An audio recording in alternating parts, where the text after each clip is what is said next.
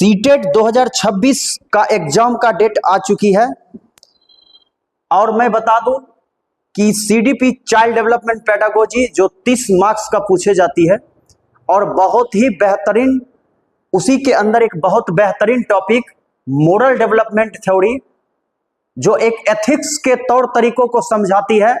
जी नमस्कार, मैं विभीषण बस, आप देख रहे हैं एजुकेशन हेवन क्लासेज। मैं आपको एक बात बता दूं कि लॉरेंस कोहलबर्ग नैतिकता का जो सिद्धांत दिए थे, बहुत सारे साइकोलॉजिस्ट विकास और डेवलपमेंट और एजुकेशन फैक्ट को बहुत अलग अलग तरीके से, अलग अलग अपने सिद्धांत के तौर तरीके से समझाए। बहुत सारे साइकोलॉजिस्ट का कहना कुछ और है और बहुत अपने अपने मोरल नॉलेज और मोरल एबिलिटी के साथ साथ अपना अपना बहुत सारा समर्थन दिए, जिसमें एक लॉरेंस कोहलबर्ग है जो अमेरिका के एक मनोवैज्ञानिक हैं, जो बहुत ही नैतिकता के बारे में, नैतिकता सिद्धांत के बारे में जो बहुत ही अपना एक मत रखे थे, जिन्होंने नैतिकता का सिद्धांत या नैतिक विकास का सिद्धांत दिया था।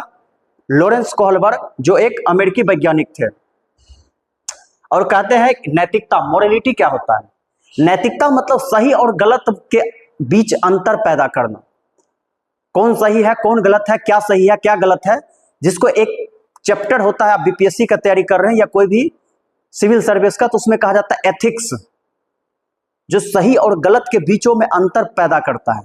वो एथिक्स जो है वही एक नैतिकता और मोरलिटी को प्रदर्शित करता है। जैसे कि नैतिकता में आता है, नैतिकता यह वह गुण है जिसमें हम सही और गलत की पहचान करते हैं। नैतिकता वह गुण है जिसमें हम सही और गलत का पहचान करते हैं। बच्चा अपने परिवार की परिवेश से ही नैतिकता और अनैतिकता को सीखता है। बच्चे का पहला स्कूल जो होता है वो परिवार होता है, वो समाज होता है, और बच्चे की पहली शिक्षक जो होती है उसकी माँ होती है। अपने माँ से ही बच्चे सही गलत सब कुछ सीखते हैं। अपने सोसाइटी, अपने समाज से ही बच्चे सही गलत सब कुछ सीखते हैं। अब बच्चे ही समझते हैं कि भगवान होती है, बच्चे ही समझते हैं कि एक इंसान और एक हैवान भी होता है। वो बच्चे कहां से सीखते हैं? अपने परिवार और समाज से सीखते हैं। तो लॉरेंस कोहलबर्ग जो थे, उनका कहना था कि बच्चे सामाजिक परिवेश से ही नैतिकताओं को सीखता है, सही गलत के तौर तरीकों को समझता है, उसके लिए कौन सही है, उसके लिए क्या गलत है क्या सही है, इस चीज को वो अपने अंदर इनबिल्ट करता है।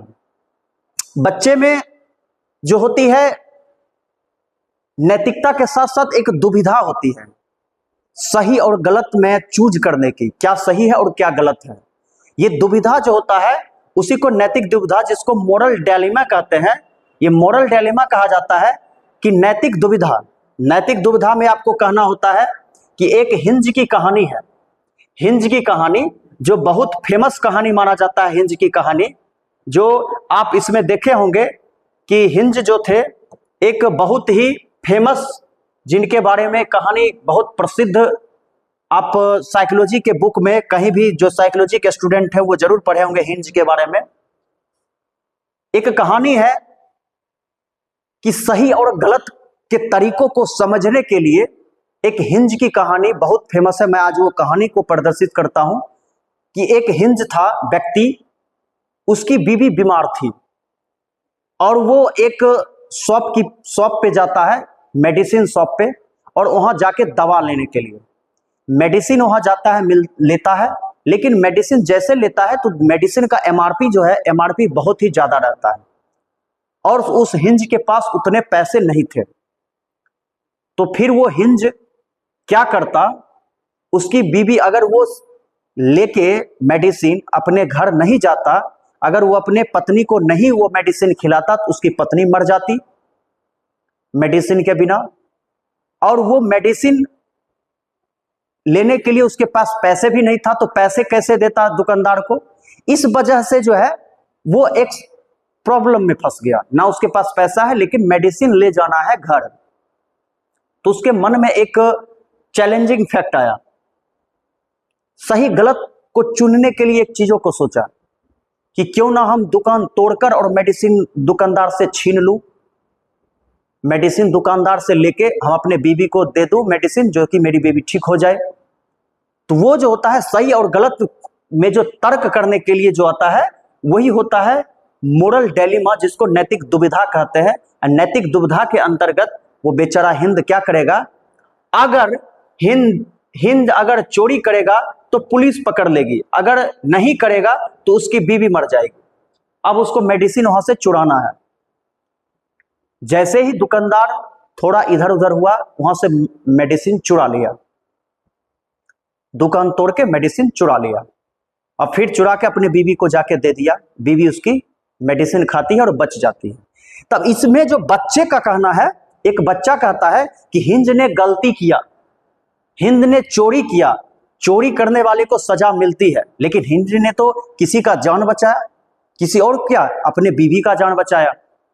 क्यों? बीवी का जान बचाने के लिए अगर चोरी करना हो तो बिल्कुल कोई भी इंसान कर सकता है, जैसे हिंद ने किया। तो हिंद का जो करना हुआ वो एक मोरल डिलेमा को व्यक्त करता है, सही गलत में एक चीजों को चुनने का व्यक्त करता है। अब हिंद ने गलत चीजों को चुना, वहां से दुकान तोड़कर और मेडिसिन ले लिया। अब जैसे कि इसमें एक होता है नैतिक तर्कना, क्या होता है? नैतिक तर्कना। अब नैतिक तर्कना का बात करते हैं, मोरल रीजनिंग। मोरल रीजनिंग क्या होता है कि ये देखिए, मोरल रीजनिंग सही और गलत के बारे में डिसीजन लेने में शामिल प्रक्रिया को नैतिक तर्कना कहते हैं। और सही और गलत में किसी एक को चुनना, हिंद ने चोरी करना यही चुन लिया। अब मोरल रीजनिंग जो होता है, सही और गलत, एथिक्स आप पढ़े होंगे, तो एथिक्स में क्या होता है, सही और गलत को पकड़ने के लिए, किसी दो चीज में एक चीज को कंपेयर करने के लिए। तो हिंद ने क्या चुना, हिंद ने एक तर्क किया, नैतिक तर्क ना, सही या गलत, वो गलत डिसीजन लिया। क्यों? क्योंकि वो अपने बीवी से बहुत उसको प्यार था, अपने बीवी, या इवन हो सकता है उसके फैमिली कोई भी मेंबर होंगे तो उसके लिए वो कोई भी चोरी कर सकता है। सही गलत उस चीजों, कुछ ऐसा सिचुएशन होता है, उस सिचुएशन में कोई सही और गलत को नहीं देख पाता है, नहीं पहचान पाता है, और इसी को कहते हैं मोरल रीजनिंग। अब हिंद ने चोरी करना डिसीजन ले लिया कि हमको चोरी करना है, मेडिसिन चुराना है, उसने दुकान को तोड़कर और चुन लिया। यही सही तर्कना। जैसे आपको भी ऐसा कुछ ओरली कभी भी हो सकता था, सिचुएशन आ सकता है, किसी को जान बचाने के लिए आप झूठ बोल सकते हैं, किसी को जान बचाने के लिए आप चोरी कर सकते हैं, वो करना उस समय उस सिचुएशन के अकॉर्डिंग आपको पड़ेगा, क्योंकि आप एक सामाजिक प्रक्रिया में सामाजिक तौर तरीका के साथ रहते हैं। अगर ऐसे नहीं करते हैं तो आप फिर सेल्फिश कहलाते हैं, समाज में आपका कोई जगह नहीं रहेगा और समाज में आपको सब दुत्कारेगा। तो इस सिचुएशन में सही और गलत नहीं देखा जाता है, जिससे किसी का जान बचे, और जिससे किसी के जान बचने के क्रम में आप चोरी कर सकते हैं, या आप किसी का उस सिचुएशन पे किसी का बंधक बना सकते हैं। तो वो, अब मान लीजिए कि कोई ट्रेन में कटने जा रहा है तो उस समय उसको बंधक बना सकते हैं। तो सही और गलत तर्कना को उस समय जो है क्या होता है ना, कि सही गलत नहीं चुनता है, जो एथिक्स के अकॉर्डिंग जो सही होता है उसी चीज को चुना जाता है। जैसे कि यहाँ मोरल रीजनिंग को चुना गया, सही और गलत के बारे में डिसीजन लेने को क्या कहते हैं, मोरल रीजनिंग कहते हैं। अब जैसे कि आगे चलते हैं तो कोहलबर्ग के नैतिक के 3 लेवल बताए थे। कोहलबर्ग साहब ने नैतिक के 3 लेवल बताए। अब 3 लेवल कौन कौन सा है, ठीक है ना, नैतिकता के 3 लेवल। पहला है पाक रूढ़ नैतिकता का स्तर, जैसे जिसको कहते हैं प्री कन्वेंशनल स्टेज, जो कि कोई भी बच्चे 4 से 10 वर्ष के बच्चे होते हैं वो प्री कन्वेंशनल स्टेज होते हैं। प्री मतलब पहले, अब कन्वेंशनल जो कन्वेंस करने की प्रक्रिया होती है, प्री कन्वेंशनल स्टेज उसी को कहा जाता है, जिसको पाक रूढ़िगत नैतिकता का स्तर कहा जाता है। अब इसमें क्या होता है कि इस अवस्था में बच्चे को सही और गलत के बारे में पता नहीं होता है। इस अवस्था में बच्चे को सही और गलत के बारे में बिल्कुल पता नहीं होता कि बच्चा कौन सा डिसीजन ले, किस सिचुएशन को, क्योंकि बच्चा सिचुएशन से कोरिलेशन नहीं करता है, बच्चा सिचुएशन को कोरिलेट नहीं करता है। इस सिचुएशन को बच्चा नहीं समझ पाएगा, तो उस स्थिति में बच्चे को जो है उस सही गलत पे निर्णय नहीं ले सकता है, ठीक है। अब आगे चलते हैं। इस अवस्था में नैतिक तर्कना दूसरे लोगों के मानकों पर की जाती है। प्री कन्वेंशनल स्टेज, जो बच्चा है 4 से 10 वर्ष का बच्चा है, जो मम्मी पापा कहेंगे वही होगा। मम्मी बोलेगी ए चोरी करना पाप है तो पाप है, चाहे किसी का जान भी चल जाए वो बच्चा चोरी नहीं करेगा। इसीलिए वो बच्चा बोला कि हिंज ने चोरी किया तो हिंज को सजा मिलेगी, हिंज को जेल मिलेगा। तो ये पाक रूढ़िगत नैतिकता जो होता है ये एक प्री कन्वेंशनल स्टेज के अंतर्गत बच्चा का एज कम होता है और बच्चा मम्मी पापा को रोल मॉडल मानता है। जैसे मम्मी पापा बताएंगे बच्चा उसी आधारित अपना काम करेगा। अब क्योंकि छोटा बच्चा है वो सही गलत को नहीं समझ सकता है, तो मम्मी पापा के बातों को वो समझता है। तो मम्मी पापा ऐसा कोई सिचुएशन उसको नहीं देते हैं जो वो सही गलत तर्कना में वो फंस जाए, क्योंकि बच्चा है, छोटा दिमाग है, छोटा बच्चा है, वो कितना सही और गलत समझेगा। इसलिए मम्मी पापा जो बताते हैं वैसा वो करता है, सेम टू सेम उन्हीं को कोरिलेट करके, उन्हीं को अनुकरण करके वो सीखता है। आगे चलते हैं। दूसरा पॉइंट है दंड एवं आज्ञा पालन उन्मुखता, जिसको पनिशमेंट एंड ओबीडियंस कहते हैं। अब छोटा बच्चा है, मतलब ये पाक रूढ़िगत नैतिकता का स्तर जो है 3 स्तर है। पहला स्तर है दंड एवं आज्ञा पालन उन्मुखता, दूसरा है साधनात्मक सापेक्षता तथा उन्मुखता। ये दो जो है, दोनों स्तर में जो है, ये दोनों स्तर अलग अलग है। अब मान लीजिए 3 लेवल में, तीनों लेवल में आपको क्या दिख रहा है कि इस एज के बच्चे में, ये जो एज रहता है, इस एज के बच्चे में नैतिकता होगी? वो सही और गलत चीजों को समझ पाएगा, पकड़ पाएगा? कभी नहीं पकड़ेगा।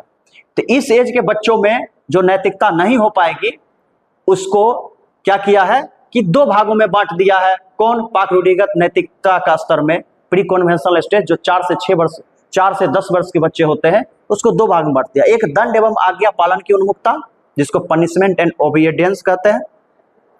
इसमें बच्चे की नैतिकता सजा एवं आज्ञा पालन पर आधारित होती है।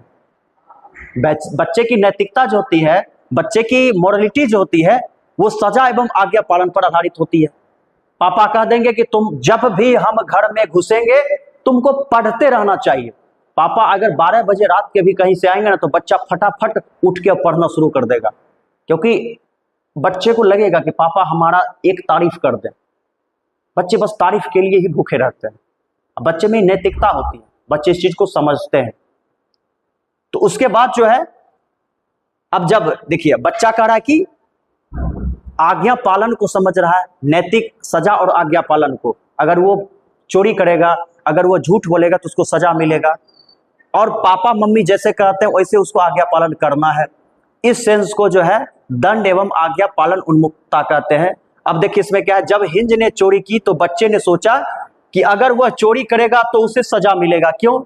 क्योंकि चोरी करना पाप है, चोरी करने वाले को सजा मिलता है, पापा उसको बता दिए हैं, तो बच्चा वो रट लिया है।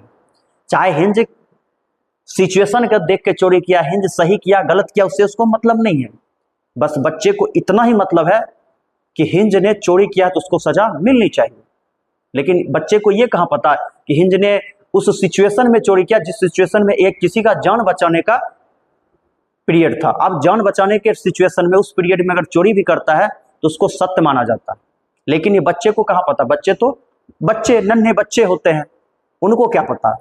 अब ये होता है कि दंड एवं आज्ञा पालन उन्मुखता, जिसको पनिशमेंट एंड ओबीडियंस कहते हैं। दूसरा है साधनात्मक सापेक्षता तथा उन्मुक्तता। साधनात्मक मतलब सीधे सीधे, मतलब बच्चे जो है जो चीज कहेगा उस चीज को अनुकरण करेगा, ठीक है ना। मतलब इसमें जो होता है, इस अवस्था को जैसे को तैसा कहा जाता है, क्योंकि इसमें जैसा व्यवहार कोई उसके साथ करेगा वैसा व्यवहार वो खुद भी करेगा। बच्चे को डायरेक्ट पापा बोल दिए हैं, ठीक है ना, कि हम जब आएंगे, जब बच्चे जैसे फोन चला रहे हैं, हम जब आएंगे तुमको पढ़ते हुए देखना है। बच्चे फोन चला रहे हैं, अब बच्चे से फोन छीन लो तो बच्चे जो है फोन नहीं देंगे, ठीक है ना। जैसे इस सिचुएशन को समझने के लिए एक सिंपल समझिए कि किसी स्कूल में 2 बच्चे आपस में लड़ जाते हैं, तो उस सिचुएशन में बच्चे उसका एक पेंसिल तोड़ देता है, एक बच्चे दूसरे बच्चे का, तो वो भी उसको बदला लेने के लिए क्या करेगा, उसका पेन तोड़ देगा। अब मान लीजिए एक बच्चे जो है, एक बच्चा किसी दूसरे बच्चे को 1 थप्पड़ मारा तो वो उसको 2 थप्पड़ मारेगा। मतलब जैसे को तैसा, ठीक है ना। जैसे को तैसा जो होता है, यही चीज इसमें पढ़ना होता है कि जैसे को तैसा में हमको मतलब किधर है, जैसे को तैसा व्यवहार उसके, कोई उसके साथ जैसा व्यवहार करेगा वह खुद भी उसके साथ करेगा, इसी को कहते हैं जैसे को तैसा। जैसे को तैसा। अब एक बच्चे ने दूसरे बच्चे की पेंसिल तोड़ी तो दूसरे बच्चे ने वो पहले बच्चे का पेन तोड़ दिया। एक बच्चे ने एक थप्पड़ मारा, दूसरे बच्चे ने उसको 2 थप्पड़ मारा। आपस में जो है एक दूसरे का ऐसा कंट्राडिक्शन होता है, ऐसा कंट्राडिक्शन होता है, बदला लेने के दरमियान में हमेशा हमेशा उसको कुछ न कुछ नुकसान वो पहुंचाते रहता है। ये सिचुएशन को समझने के लिए आप जो है सीडीपी के क्लास में सबसे इंपॉर्टेंट मोरलिटी को समझे। अब मोरलिटी में आ जाता है, आप दूसरा पॉइंट आता है कि रूढ़िगत नैतिकता का स्तर। रूढ़िगत नैतिकता का स्तर का बात करते हैं तो इसमें इस सेंस को समझिए, रूढ़िगत नैतिकता का स्तर कन्वेंशनल स्टेज, जो कि 10 से 13 वर्ष, बच्चा अब थोड़ा बड़ा हो गया है, क्योंकि पहले 4 से 10 वर्ष था, अब बच्चा जो है 10 से 13 वर्ष हो गया है। बच्चा में कुछ न कुछ संज्ञानात्मक विकास हो गया है, बच्चा में कुछ न कुछ मोरल डेवलपमेंट हो गया है, बच्चा में cognitive development, effective development, psychomotor development, सब डेवलपमेंट धीरे धीरे हो रहा है। बच्चे अब मतलब एक समझिए कि मैच्योरिटी के पीरियड में वो इंटर कर चुका है। अब इस स्टेज में क्या होता है कि इस अवस्था में बच्चा एक दूसरे के मानकों को अपने अंदर समावेशित कर लेता है तथा उसी के अकॉर्डिंग सही या गलत का निर्णय लेता है। अब इस स्टेज में क्या होता है, बच्चा अपने मानकों को एक दूसरे के अंदर समाहित कर लेता है और उसी के अंदर क्या करता है, उसी के अकॉर्डिंग सही और गलत का निर्णय लेता है। यही होता है रूढ़िगत नैतिकता का स्तर। ये जो है सेकंड स्तर जो होता है, कोहलबर्ग के अकॉर्डिंग जो सेकंड स्तर दिया है वो कन्वेंशनल स्टेज, जिसमें बच्चे 10 से 13 वर्ष के होते हैं। इस अवस्था में बच्चा किसी, चाहे मम्मी पापा का हो, चाहे टीचर का हो, किसी का भी हो, उनके मानकों को अपने अंदर समाहित कर लेगा और उसी के अकॉर्डिंग सही और गलत का निर्णय लेगा। अब इसमें सही और गलत का निर्णय बच्चा कैसे ले रहा है, तो इस चीज को हम समझेंगे। तो इस चीज को समझने के लिए पहले हम क्या करेंगे, जैसे कि देखिए, अब इसका 2 भाग है, इसका भी 2 भाग है। जैसे अच्छा लड़का लड़की बनने की उन्मुखता, good boy and good girl, इसका भी 2 भाग है। दूसरों के साथ भला बन, मतलब कि good boy and good girl, दूसरों के साथ भला बनकर अनुमोदन अर्जित करना, दूसरों के साथ बहुत ही अच्छा बनना, दूसरों के साथ भला बनना और उसके साथ अनुमोदन अर्जित करना, इनका यही काम होता है, अच्छा लड़का एवं लड़की बनने की उन्मुखता। दूसरा होता है कानून व्यवस्था की उन्मुखता, कानून व्यवस्था को कैसे बनाए रखे, कानून व्यवस्था को कैसे समझे, लॉ और ऑर्डर ऑडियंस को कैसे ओरिएंटेशन को समझे, यही चीज को जो है कानून एवं व्यवस्था की उन्मुखता कहा जाता है। अब इसमें कानून व्यवस्था में क्या होता है, इसमें बच्चा कानून तथा सामाजिक अवस्था को बनाए रखने के लिए भावना विकसित करता है, क्योंकि उसके पापा का एक्सीडेंट हो गया था रेड लाइट पार करते हुए, इसलिए वह कभी भी ऐसा नहीं करेगा, क्योंकि कभी एक समय था कि उसके पापा को रेड लाइट जब उसके पापा पार कर रहे थे तो एक्सीडेंट हो गया था। तो कानून व्यवस्था उन्मुखता, कानून के एक एक छोटे छोटे चीजों को वो व्यवस्था को अपने अंदर समाहित कर लेता है और सही गलत को जो है दूसरे के मानकों को अपने अंदर समाहित करके और उसी के अकॉर्डिंग निर्णय लेता है। तो मतलब कोई उसको बोला था कि पापा तुम्हारे यही रेड लाइट मतलब रेड लाइट पार करते उनका एक्सीडेंट हो गया, इसलिए तुम जो है ऐसा रेड लाइट कभी पार मत करना, तो वो अपने अंदर में समाहित कर लेता है। तीसरा, अब तीसरा आ जाता है उत्तर रूढ़िगत नैतिकता, इसका भी 2 लेवल है, जिसको कहते हैं पोस्ट कन्वेंशनल स्टेज, जो 13 वर्ष से ऊपर बच्चा मेच्योर हो चुका है, किशोरावस्था में बच्चा इंटर कर चुका है। और किशोरावस्था का जो बच्चा होता है वो मोरलिटी को एक एक चीज को समझता है, ठीक है। अब किशोरावस्था में बच्चा का क्या है स्टेज वाइज पैटर्न, ये समझते हैं। देखिए, उत्तर रूढ़िगत नैतिकता पोस्ट कन्वेंशनल स्टेज का बात करते हैं, तो इसमें देखिए उत्तर रूढ़िगत नैतिकता पोस्ट कन्वेंशनल स्टेज 13 वर्ष से ऊपर बच्चे हो चुके हैं। इसमें डिसीजन खुद के लिए लिए जाते हैं, इसमें डिसीजन खुद के लिए लिए जाते हैं, ना कि समाज के जरिए कि क्या सही है और क्या गलत है। उत्तर रूढ़िगत नैतिकता में पोस्ट कन्वेंशनल स्टेज में जो 13 वर्ष के ऊपर बच्चे हैं वो बच्चे डिसीजन खुद लेते हैं, क्योंकि बड़ा बच्चा हो चुका है, मैच्योर हो चुका है, अब वो किशोरावस्था में इंटर कर चुका है। अब किशोरावस्था में जो बच्चा इंटर करता है मम्मी पापा का भी बातों को जल्दी नहीं मानता है, वो खुद डिसीजन लेता है और अच्छा भी डिसीजन लेता है। कई बच्चे तो 90% बच्चे मैच्योर हो चुका है, अच्छा डिसीजन लेता है, उसको करियर में क्या करना है नहीं करना है वो खुद डिसीजन ले लेगा। तो ऐसे बच्चे जो होते हैं वो उत्तर रूढ़िगत नैतिकता के पोस्ट कन्वेंशनल स्टेज के बच्चे होते हैं, जिसका एज कम से कम 13 वर्ष से ऊपर ही होना चाहिए, ठीक है ना। इसकी भी 2 अवस्थाएं होती है, इसकी भी 2 अवस्थाएं होती है। और कौन कौन अवस्था होती है तो आप इसको भी देख लीजिए। सामाजिक अनुबंधन उन्मुक्तता, जिसको सोशल कंस्ट्रक्ट ओरिएंटेशन कहते हैं, इसमें किशोर यह मानते हैं कि नियम लोगों के भले के लिए बनाए गए हैं, ठीक है ना। सामाजिक अनुबंधन उन्मुक्तता जो है, बच्चा मैच्योर हो चुका है, बच्चा पोस्ट कन्वेंशनल स्टेज में है। अब बच्चा क्या कह रहा है कि इस स्टेज का जो बच्चा होता है, इस स्टेज का बच्चा में एक गुण आ जाता है। वो गुण क्या है? वो गुण है, इसमें किशोर यह मानते हैं कि नियम लोगों के भले के लिए है। अगर किसी नियम से किसी का नुकसान होता है तो ऐसे नियमों को तोड़ देनी चाहिए। अगर रेड लाइट तोड़कर उसके पापा की जान बच सकती थी तो रेड लाइट तोड़ दो।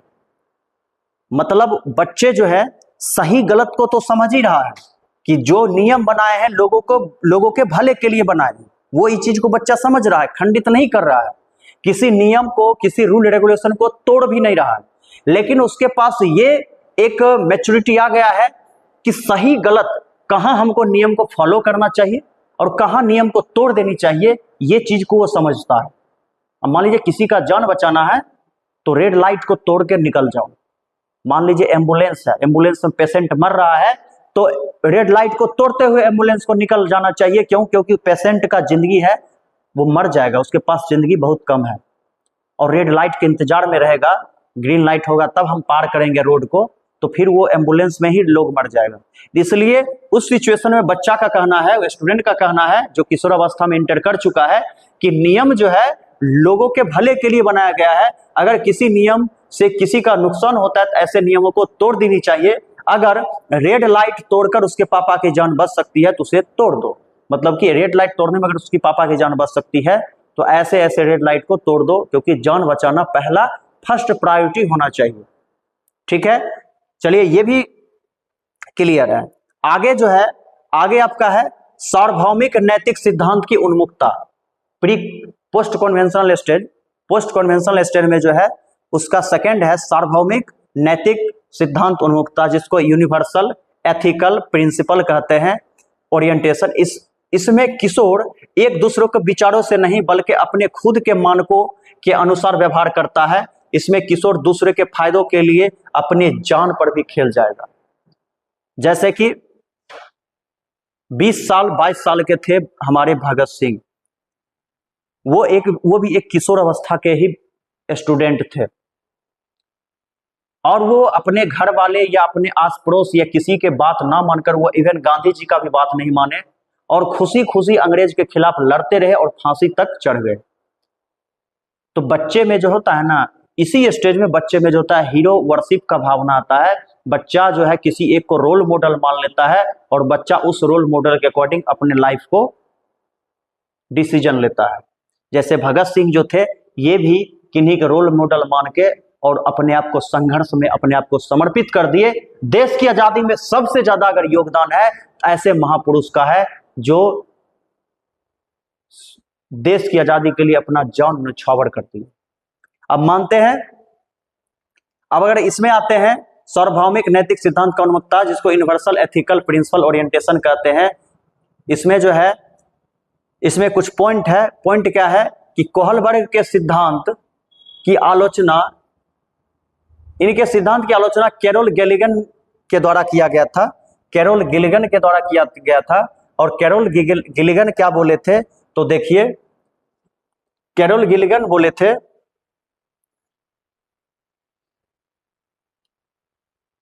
आलोचना करना, मतलब कि कोहलबर्ग के नैतिक विकास का सिद्धांत जो था उसमें कुछ न कुछ त्रुटि हुआ, कुछ गलत हुआ। अब आप मान लीजिए हम गलत करेंगे तो आप बोलिएगा ना, कमेंट कीजिएगा ना कि जो सर आप ये गलत पढ़ा रहे हैं। आलोचना आप मेरा कीजिएगा, मेरा बुराई कीजिएगा, हम जो गलत किए उसको आप सही कीजिएगा। इसी चीज को जो होता है आलोचना करना होता है, इसी चीज को जो होता है कोहलबर्ग के आलोचना किए थे कौन? कैरोल गिलिगर। कैरोल गिलिगर, ये एक क्वेश्चन हो जाएगा कि कैरोल गिलिगर ने ही कोहलबर्ग के नैतिक विकास के सिद्धांत को आलोचना किए थे, बुराई किए थे, ठीक है ना। उन्होंने यह तर्क दिया कि कोहलबर्ग ने अपने एक्सपेरिमेंट में महिलाओं को कम प्राथमिकता दिए हैं। अब कोहलबर्ग के सिद्धांत के अनुसार जो दिए हैं वो सबसे इंपॉर्टेंट क्या था? हिंज की कहानी। हिंज की कहानी में हिंज को हीरो बना दिए और हिंज की मैडम को, हिंज की पत्नी को एक बीमार लेडी बना दिए और उसमें महिलाओं को कम प्राथमिकता दिया गया। ये कोई जरूरी है? अब जैसा कहानी बनेगा, कभी हीरो हीरो होता है और उस फिल्म में कोई हीरोइन होती ही नहीं है, तो क्या ये कोई जरूरी थोड़ी है? लेकिन कैरोल गिलिगन ने कोहलबर्ग के नैतिक विकास सिद्धांत में आलोचना किए। ये क्वेश्चन आपको सीटेड में पूछा जाएगा कि नैतिक विकास के सिद्धांत को कौन साइकोलॉजिस्ट ने आलोचना किया, तो कैरोल गिलिगन। ये क्वेश्चन है, आप समझ लीजिए। दूसरा पॉइंट है मेल फीमेल की मॉरल रीजनिंग में कल्चर के डिफेंस को इंपॉर्टेंस नहीं दिया। अब मेल फीमेल की मॉरल रीजनिंग में जैसे कि हिंज को हीरो बना दिया और हिंज की पत्नी को एक बीमार लेडीज बना दिया, जिसका ना कोई एक रोल है ना कोई उसका कोई सीन है इस कहानी में। हिंज का तो बहुत सारा सीन है, बहुत सारा रोल है, इसीलिए कहा जाता है कि दोनों का कल्चर को अलग अलग डिफेंस इंपॉर्टेंस नहीं दिया, बिल्कुल भी नहीं दिया, क्योंकि हिंज की पत्नी को भी देना चाहिए था, ठीक है ना। तो आज का मैं क्लास बहुत छोटा सा लिया हूं, जो बहुत ही इंपॉर्टेंट क्लास माना जाता है और सीटेड में जो होता है इसमें 2 से 3 क्वेश्चन पक्का रहेगा, ये आप श्योर लिख के ले लो। और लॉरेंस कोहलबर्ग जो थे वो अपने नैतिकता को इतने आधारित, इतने बेसिक फंडामेंटली से बच्चे को बताए हैं, बच्चे के एज के अकॉर्डिंग अपने आधारित बताए हैं, जो बहुत ही महत्वपूर्ण, बहुत ही खतरनाक लगा और इससे बच्चे को बहुत सीख मिलती है। और आपको 2 से 3 क्वेश्चन इसी से आएगा। आगे का जो चैप्टर होगा हम वाइगोत्स्की के बारे में पढ़ेंगे और वाइगोत्स्की के बारे में जानेंगे। और मैं आज का क्लास यही समाप्त करता हूं।